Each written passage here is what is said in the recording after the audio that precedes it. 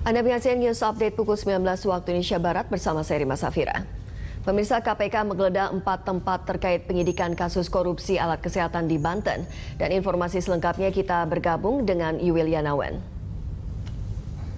Ya, Yuwil, apa saja yang disita KPK dari penggeledahan terkait kasus Alkes Banten? Ya, Rima, sore hari ini juru bicara KPK Johan Budi merilis 4 tempat yang digeledah penyidik KPK, tepatnya dilakukan Selasa kemarin 25 Februari 2014, di mana penyidikan ini terkait penggeledahan ini terkait dengan penyidikan Alkes Banten di 4 tempat, diantaranya adalah di kantor Bapeda di Jalan Syekh Nawawi dan juga ada kantor dari Dinas Pengelolaan Keuangan Aset Daerah dan juga beberapa tempat misalnya seperti layanan pengadaan secara elektronik di Curug Serang, Banten. Adapun tadi Johan Budi mengatakan bahwa dari penggeledahan tersebut penyidik telah mengamankan beberapa sejumlah dokumen, namun dari Johan Budi sendiri belum merilis secara detail mengenai terkait dokumen yang disita, apakah dokumen terkait dokumen berupa hard copy ataupun berupa dokumen secara elektronik.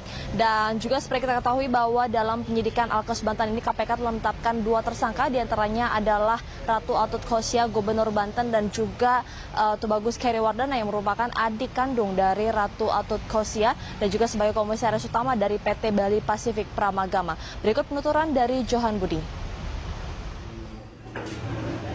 BPKAD Provinsi Banten di Jalan Syekh Nawawi Al-Bantani, Banten. Kedua di kantor Bapeda Provinsi Banten. Ini alamatnya di Jalan Syekh Nawawi Al-Bantani juga. Yang ketiga di Dinas Kesehatan Provinsi Banten. Sama di Banten juga alamatnya. Kemudian yang keempat di LPSI Provinsi Banten. Dinas Layanan Pengadaan Sistem Elektronik. Ya, LPSI Provinsi Banten ya. Di Curug Serang, Banten. Dari 4 tempat tadi diinformasikan bahwa ada sejumlah dokumen yang disita dari penggeledahan yang dilakukan kemarin hari Selasa. Itu yang berkaitan dengan penggeledahan ya.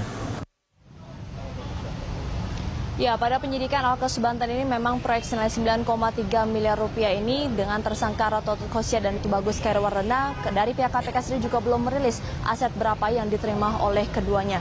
Dan menurut dari beberapa pemeriksaan saksi terkait dengan pengadaan Alkes Banten ini terkait Ratu Atut Khosia, KPK juga sempat memeriksa orang terdekat dari Atut, yakni Siti Halimah, yang diduga adalah orang dekat dari Ratu Atut Khosia dan juga sebagai bendahara pribadi dari Ratu Atut.